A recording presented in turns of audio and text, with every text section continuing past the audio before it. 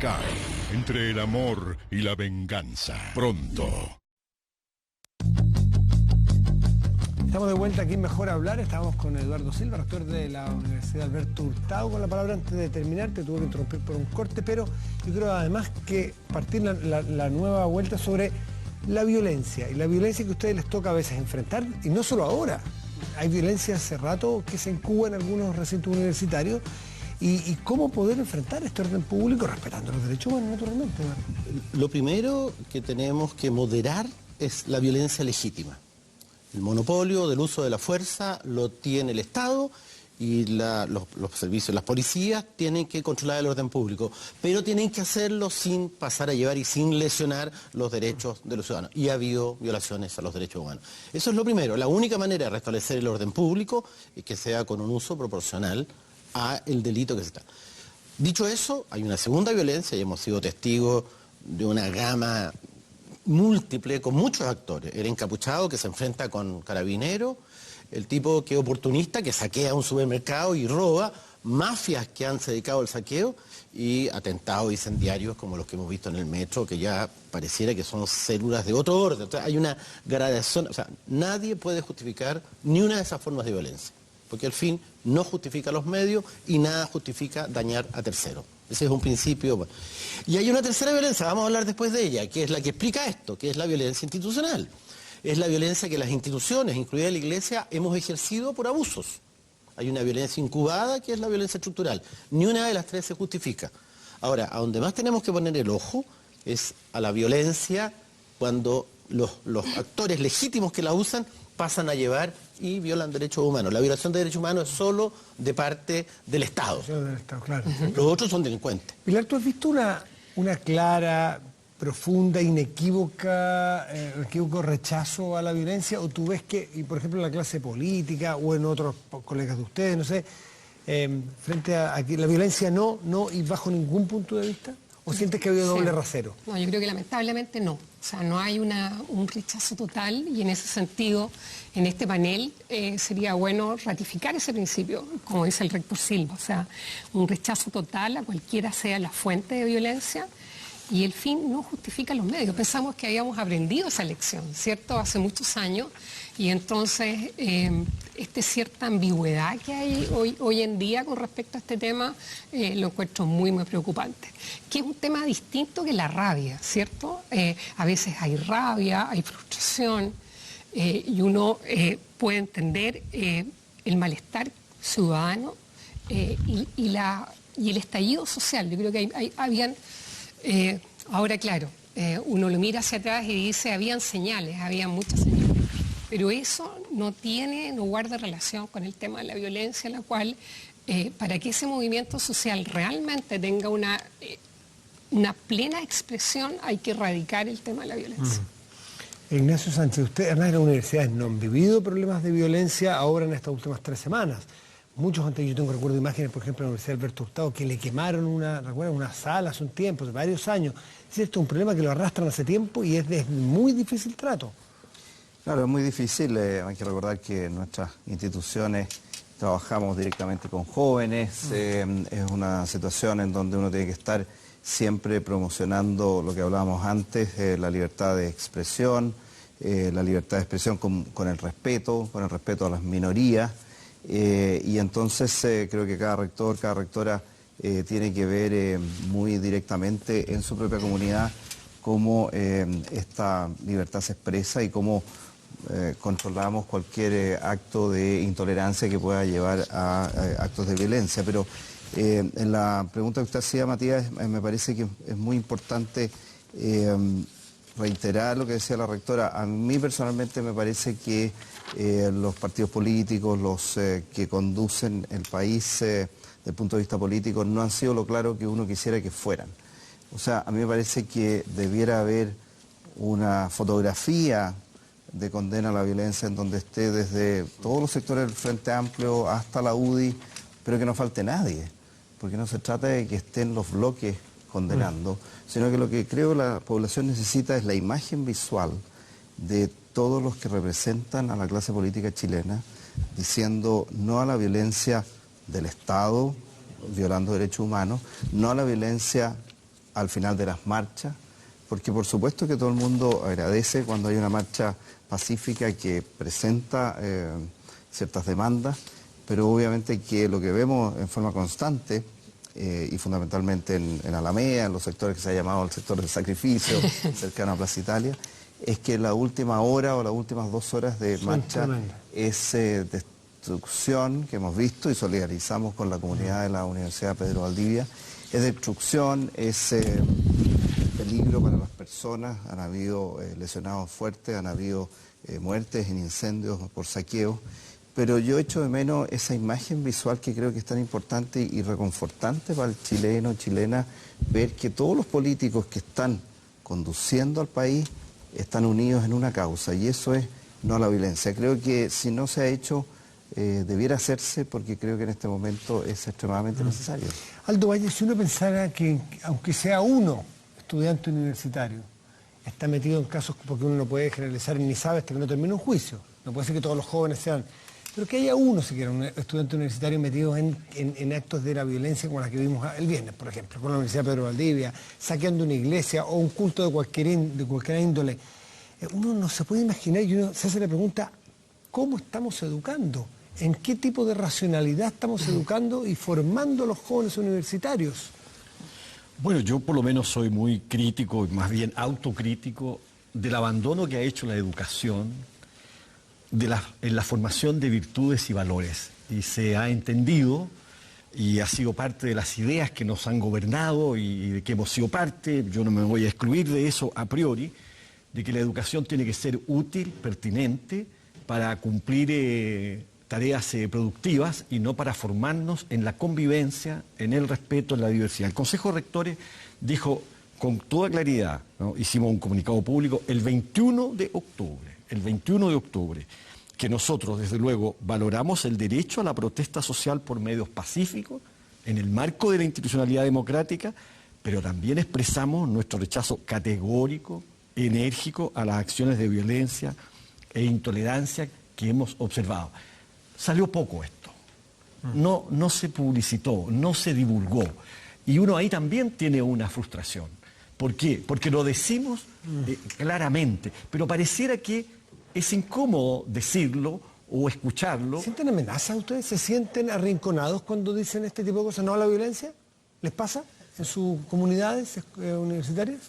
No, yo creo que no. Yo creo que no es así. Son lugares del argumento. Por eso Del pregunto. diálogo. No, ahora yo creo que a la vez, ¿no?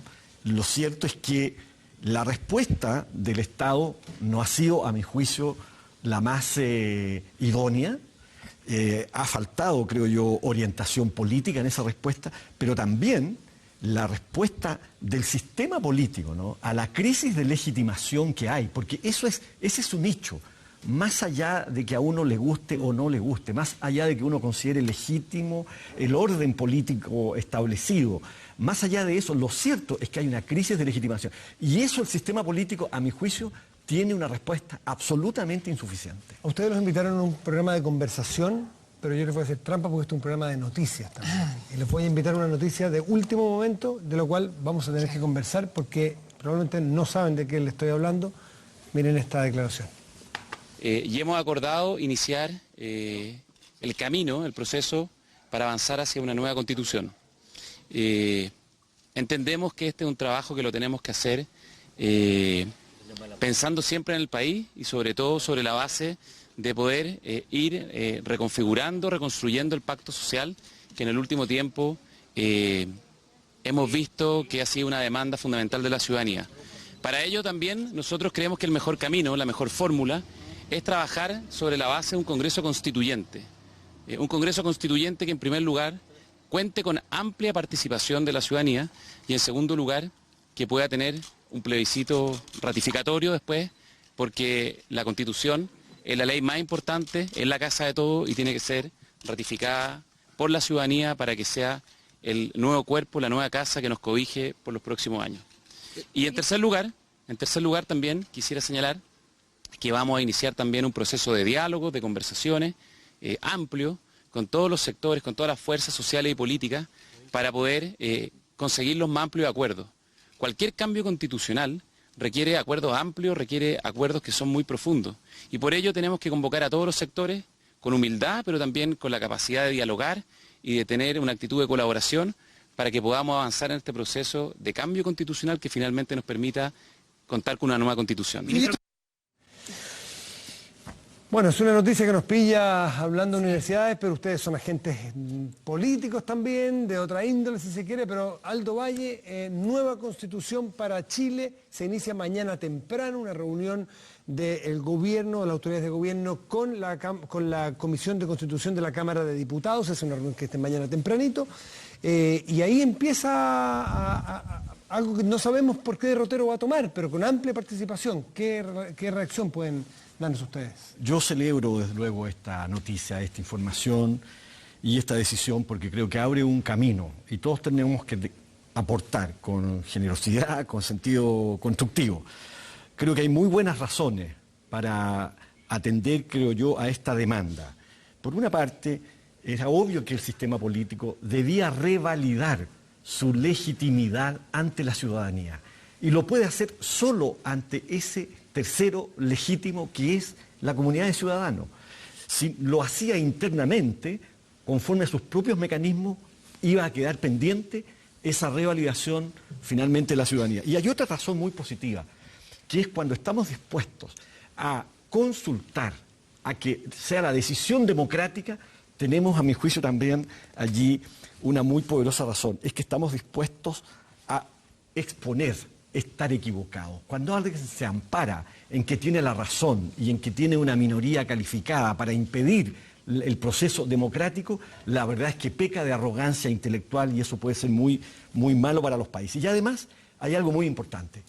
La mejor respuesta contra la violencia, la mejor respuesta contra el uso desmedido de una protesta descontrolada es que sea la propia ciudadanía la que diga en qué términos quiere que el país encauce su rumbo institucional. Eso no se había hecho y aquí me parece, yo creo, hay una gran oportunidad. De modo que yo celebro y creo que debemos apoyar. No conozco los términos, no conozco la fórmula. Los conozco que mañana empiezan a dibujarse los planos de esta nueva casa, como dijo el ministro Blumel. Pero Congreso Constituyente quiere decir que, en definitiva, la ciudadanía va a tener la oportunidad de revalidar la legitimidad del sistema político. Si se cumple con esa condición, yo creo que el país puede perfectamente recuperar el orden público, porque el orden público no es una cuestión policial, es algo más severo que tienen que responder las sociedades. Eduardo, disculpe, luego Ignacio. Eduardo. Yo celebro, partimos hablando justamente de lo agraz, partimos hablando de la violencia del Estado, partimos hablando de los saqueos, y aquí hablamos de un dulce, o sea, un nuevo orden.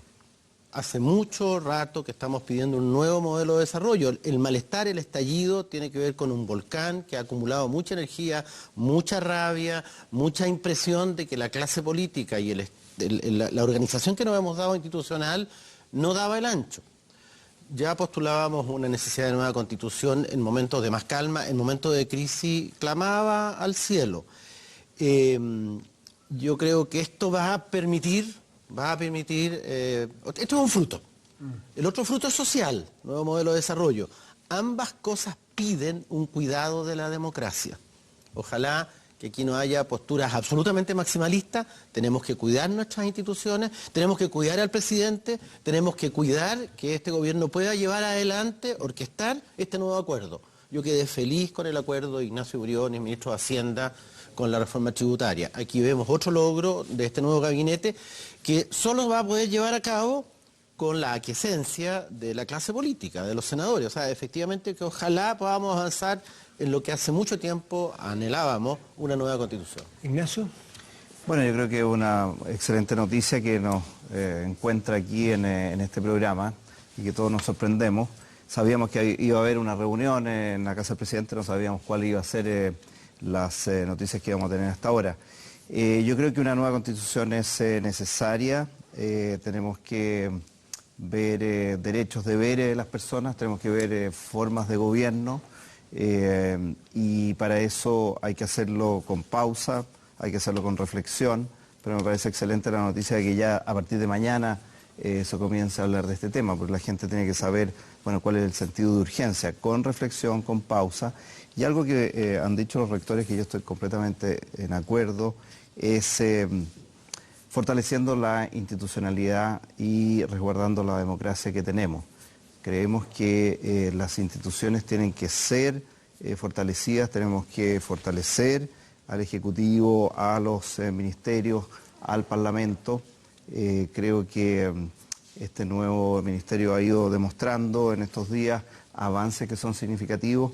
Y entonces antes hablábamos de la condena transversal a la violencia. Hoy día uno esperaría que hubiese una generosidad, particularmente de la oposición, para encontrar esta noticia como una gran noticia dentro de estos 23 días de conflicto importante, conflicto social. Esperemos que mañana de todos los sectores y particularmente de la oposición se valore este trabajo y se sienten a la mesa y uno vea trabajo conjunto muy amplio a partir de mañana. Pilar. Bueno, yo creo que estamos todos esperanzados. Estamos choqueados porque es una noticia que puede ser bien histórica. Este día puede ser bien histórico. Sí, y nos pilla aquí conversando contigo. En la tele pública y en directo, pues, qué mejor. Aprovechar de llamar a, como hacía el rector Sánchez, ¿cierto?, a que esta sea una noticia que sea bien recibida. Estamos esperanzados. Se suma a las otras medidas. Yo creo que el tema de la reforma tributaria es muy, muy, muy importante. Hay enormes desigualdades en nuestra sociedad y esas desigualdades tenemos que avanzar hacia subsanarlas no hemos tenido tiempo de verdad de referirnos, pero las desigualdades que hay persisten en el sistema educacional, son impresionantes. Tú hacías la pregunta de cómo estamos educando. El tema es, bueno, ¿estamos educando realmente? Hay una población que no estamos educando. Hay una población muy importante de jóvenes que termina cuarto medio y posteriormente ni estudia ni trabaja y que son parte del fenómeno complejo que enfrentamos hoy en día. Entonces, hay mucho que avanzar. Yo quiero solamente tirar un dato. Uno piensa, o a veces la élite piensa, que los chicos terminan cuarto medio y entran al sistema de educación superior. Y eso es cierto para los estudiantes que terminan cuarto medio en un colegio particular pagado. Pero quienes vienen de un colegio municipal, fíjate que el 2007, con los datos que sacó hace poco el Ministerio de Educación, un 20% al año siguiente entraba al sistema educacional. Entonces uno se pregunta, bueno, ¿qué hacía el resto? Esas cifras han mejorado, mejoran también con la gratuidad, eso hay que reconocerlo, pero en este minuto es un 40%. Del 20% pasa hasta el 40% en 10 años. ¿Y qué pasa con el resto? ¿Qué pasa con el 60%? Que termina la educación media y no sigue, digamos. Entonces hay una desigualdad escondida que está muy relacionada con las desigualdades que enfrentamos en el sistema educacional, pero hoy día yo creo que estamos todos optimistas y esperanzados con las noticias que hemos escuchado. ¿Y qué debiera contener una nueva constitución en el ámbito de la educación y de las universidades? Yo sé que no se han preparado porque ni siquiera se imaginaban que esta noticia, pero ¿tiene alguna relación o estamos hablando de que la constitución toca temas mucho más macro, mucho más por arriba? O debiera influir, porque llevamos varios años hablando de reformas súper acotadas al mundo universitario, Aldo. Yo creo que, desde luego, una constitución debe garantizar no solo un Estado de Derecho, sino también una sociedad que da oportunidades efectivamente a las personas, a partir de reconocer, obviamente, las diferencias que tienen las personas. Y cuando se habla entonces de derechos sociales, que están por lo demás reconocidos internacionalmente, la educación debe ser un derecho. ¿Por qué?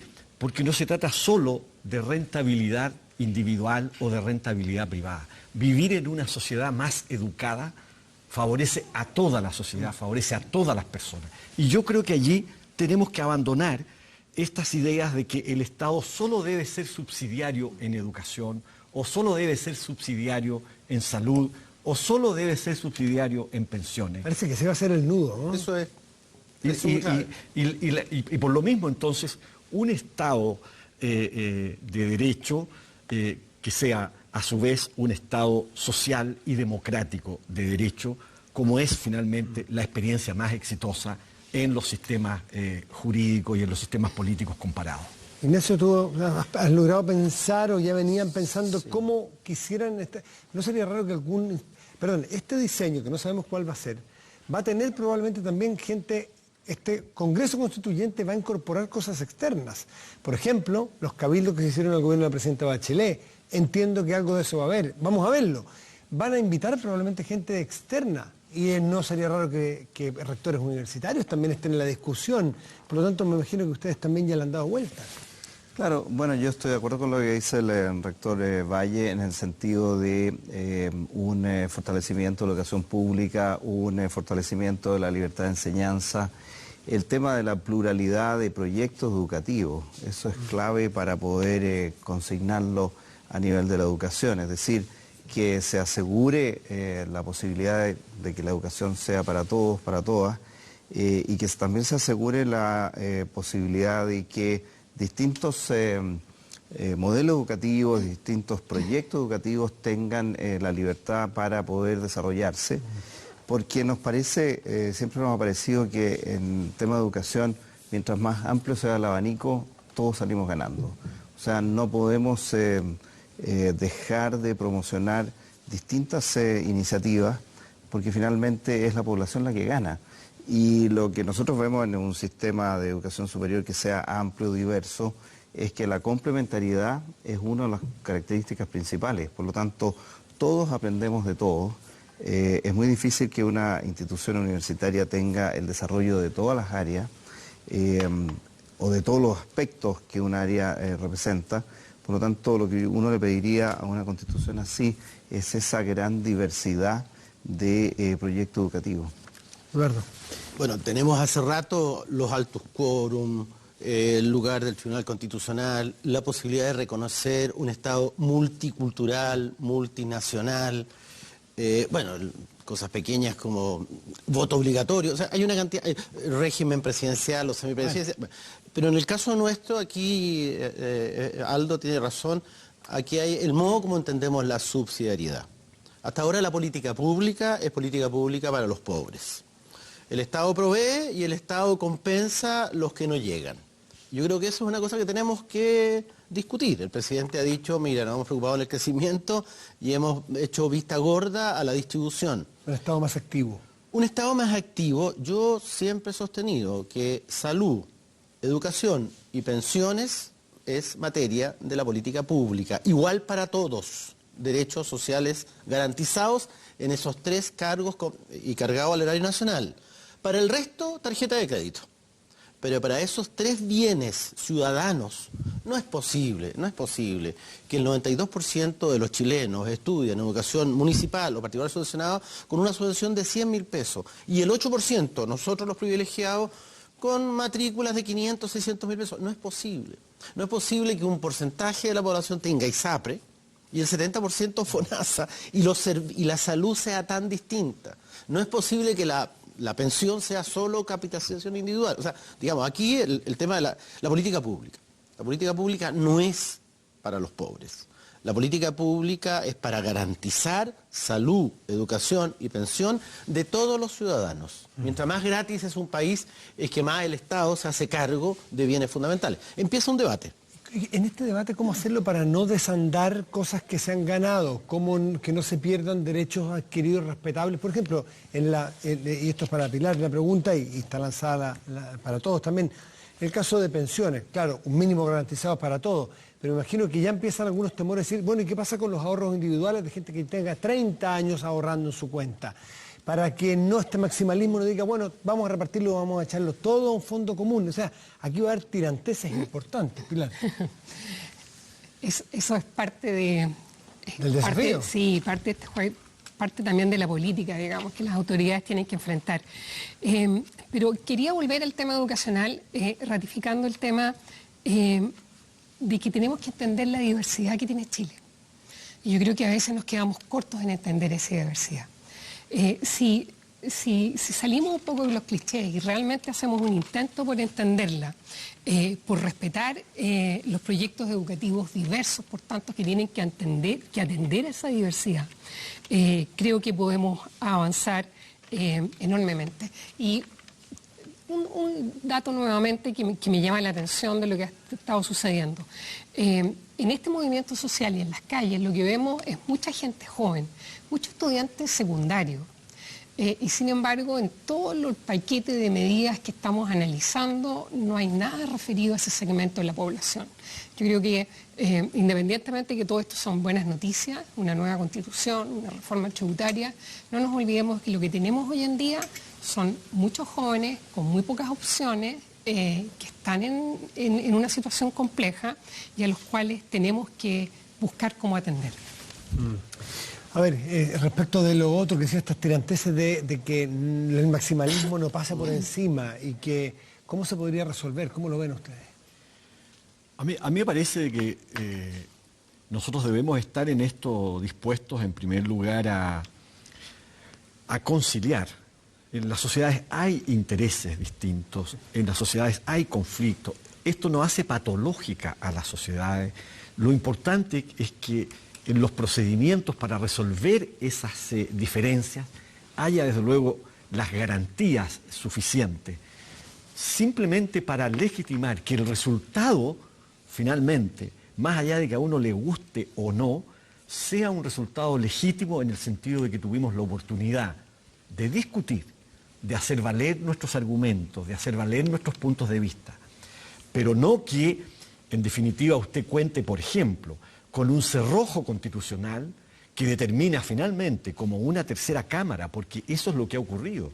Entonces, en esta Constitución, también en esta nueva Constitución, el estatuto del Tribunal Constitucional, a mí me parece que es un componente sustantivo. ¿Para qué? Para que las decisiones de las mayorías que se constituyan conforme a la institucionalidad sean respetadas.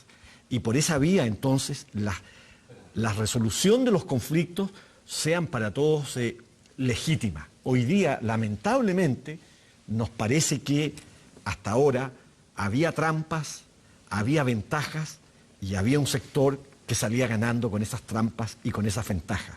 Una nueva Constitución tiene que dar garantías a todos. Ignacio, más allá de los contenidos, y le puedes agregar a lo que tú me ibas a decir, ¿el efecto simbólico tiene algún valor? El que vaya a ser en una democracia, en un Congreso elegido, con un sistema que ya no es el binominal, tiene un montón de cosas distintas. Este Congreso, ¿tiene valor, Ignacio, a tu juicio? Contesto eso y quería comentar algo de lo anterior.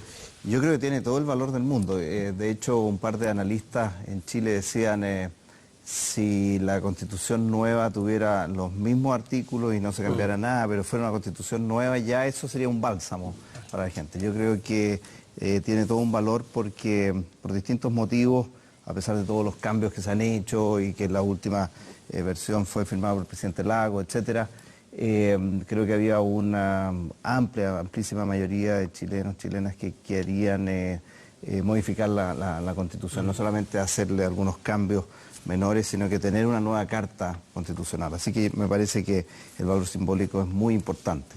Ahora, con respecto a lo anterior que se comentaba, siendo rector de una universidad, me parece que lo que corresponde también mencionar acá es que nuestros centros de estudio son lugares de reflexión y nosotros tenemos un número muy importante de profesores, profesoras, investigadores en distintas áreas, en las pensiones, en reforma tributaria, en reformas constitucionales, que hoy día, a partir de hoy, a partir de mañana, tienen que estar disponibles para integrar comisiones, integrar asesorías, tener debates internos.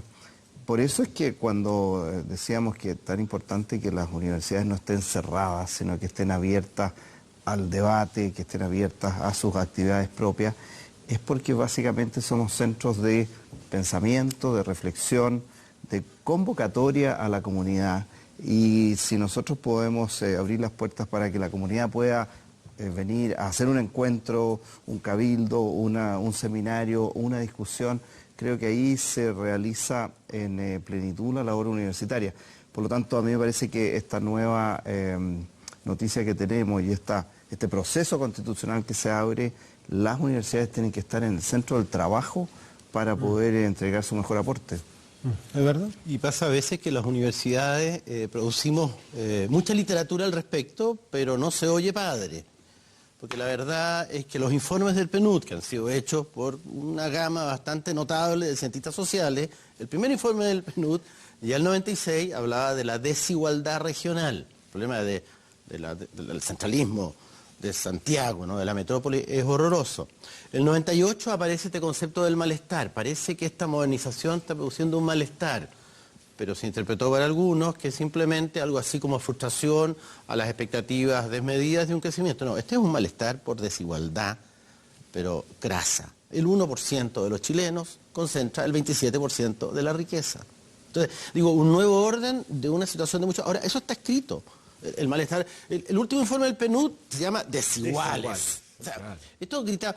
El año 2007, Alejandro Goich propuso un sueldo ético de 250.000 pesos. Lo mandaron a freír monos al África, eso no es muy académico, porque ¿qué se mete? Bueno, volvió a decirlo 9 años después, pero ahora con 400.000 pesos.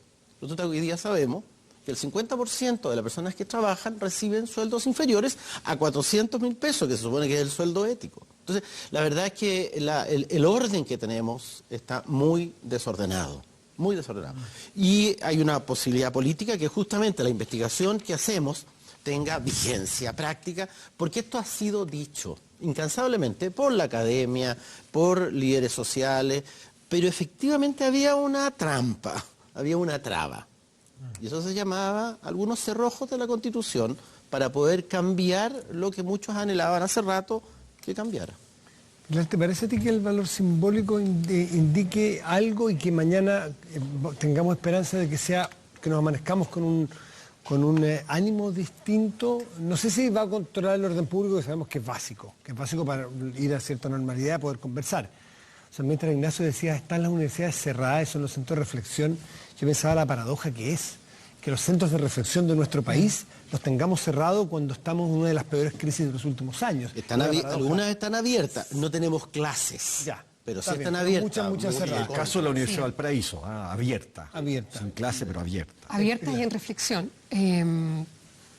Si este panel es un poquito representativo de lo que puede estar pasando, hay un ánimo positivo, hay una esperanza y de verdad anhelamos que así sea.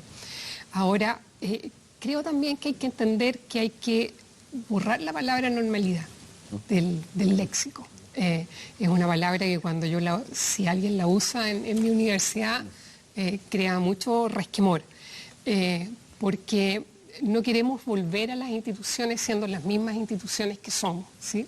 Quieramos. Y los procesos de diálogo tienen que continuar, los procesos de reflexión tienen que continuar. La invitación que hace el rector Sánchez a cómo vamos a poder aportar desde las instituciones hacia el exterior, pero darle tranquilidad a nuestros propios, digamos, nuestra propia comunidad educativa, que estamos entendiendo que es una situación distinta, que tenemos que ser instituciones que cumplan un rol distinto y un aporte distinto al que veníamos realizando.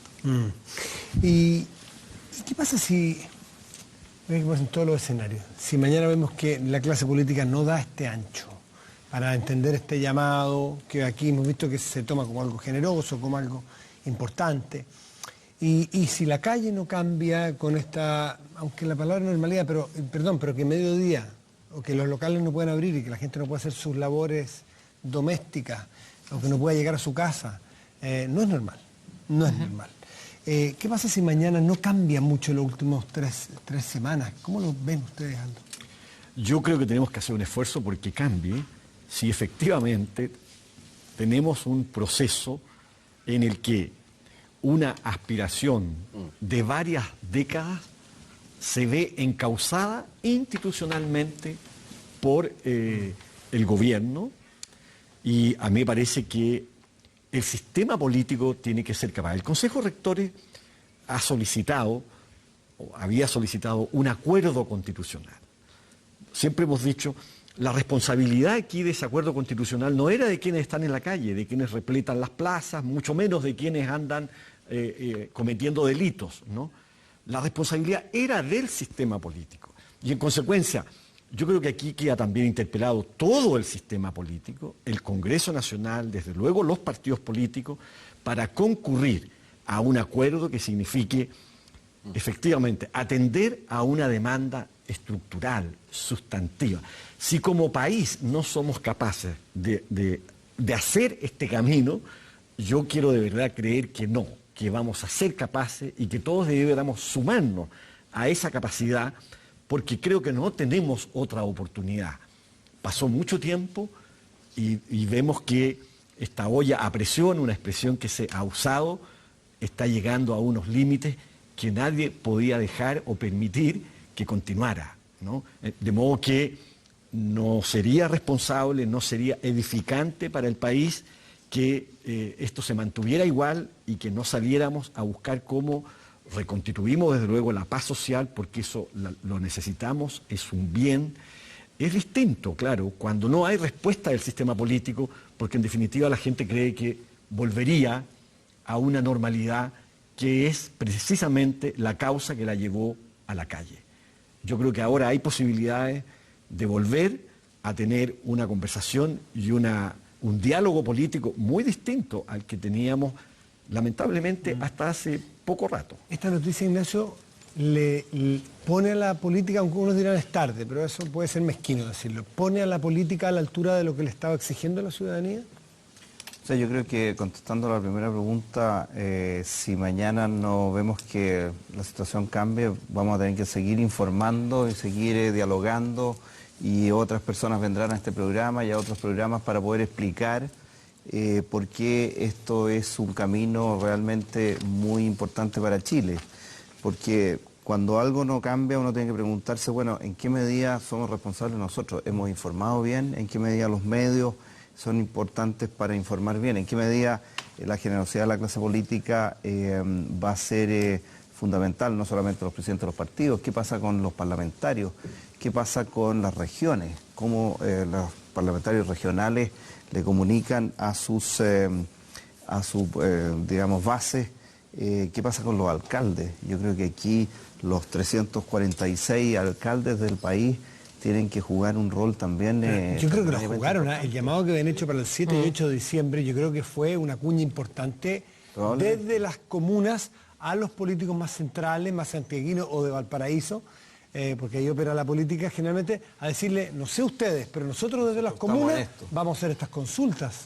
Por eso que yo creo que en ese sentido, si mañana no viéramos lo que esperamos ver, hay que seguir insistiendo y hay que seguir utilizando toda la institucionalidad que tiene el país, el andamiaje, la arquitectura, para llegar a la población para poder informar esto. ¿Qué esperas para mañana, Eduardo? Hay motivos de esperanza, hay motivos para estar optimistas. Yo creo que se ha demostrado alguna posibilidad de acuerdo. Cuando los alcaldes le dijeron al Ministerio de Desarrollo Social, oiga, no haga sus paralelos, ya están hechos, y él se allana. La verdad que hemos visto en estos días generosidades. Personalmente tengo que decirlo, a mí el tono de Carla Rubilar como intendenta me ayudó. Que un general diga que no estamos en guerra, me ayudó. Que ahora el presidente de la República se disponga a una nueva constitución, nos ayuda. O sea, en el acuerdo hay sacrificio. Yo creo que tenemos una voluntad de sacrificio por buscar el acuerdo. Yo creo que hay gente que va a dar el ancho. Esperamos que la mayoría dé el ancho, que dé el tono adecuado. Y la clase política lo va a hacer, y el resto de la ciudadanía yo también creo que también lo va a hacer. Pilar, ¿tú qué esperas para mañana? Creo que hay que entender que tenemos que seguir trabajando. Estas cosas a veces no son, esperamos una respuesta positiva, pero tengo la sensación de que estamos viendo una sociedad como que tiene muchos puentes rotos, de comunicación rotos. Y en ese sentido las universidades, que somos una institución intermedia, puede ayudar a crear esos puentes, o desarrollar esos puentes, o afinar esos puentes. Y eso requiere trabajo. Mucho trabajo, mucha escucha, una escucha atenta, como se dice hoy en día, y teniendo un cierto horizonte y un camino más positivo, yo creo que eso se facilita mucho. Así que trabajo y optimismo en una pequeña luz de esperanza. Trabajo y esperanza. Y esperanza, inéditos viables. Puede ser un par de minutos, un minuto, junto con la esperanza, junto con la seguridad de que vamos a avanzar en Chile. Yo creo que tenemos que preocuparnos en qué es lo que ha significado esta crisis desde el punto de vista personal, emocional, Hay muchas personas que están muy quebradas emocionalmente por la violencia, por los años de abuso, desigualdad. Cuando uno participa en un encuentro de 8 o 10 personas, no es poco frecuente que una o dos de esas personas se quiebren emocionalmente hablando de su propia realidad, de su realidad personal, de su adulto mayor, de la situación de salud que están viviendo. Entonces hay un tema reparatorio de escucha y de preocuparse por el otro, que cuando avancemos en vías de soluciones sociales, institucionales, tenemos que preocuparnos mucho de la persona que tenemos al frente, porque el daño que se ha producido es importante. Les quiero agradecer a todos, a rectores, por estar aquí debatiendo. En principio los invitamos a una cosa, les cambiamos, nosotros sabíamos, pero no les quisimos decir de que íbamos a cambiar la pauta entre medio, los convertimos en constitucionalistas. Les quiero agradecer, y a ustedes también por escucharnos, Pilar, Aldo.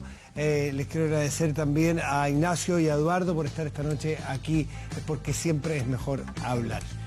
Les quiero agradecer a ustedes también, y tenemos esperanzas para mañana, lunes, que es una nueva semana, una semana con noticias, al menos para tener esperanza. Muy buenas noches y gracias por venir.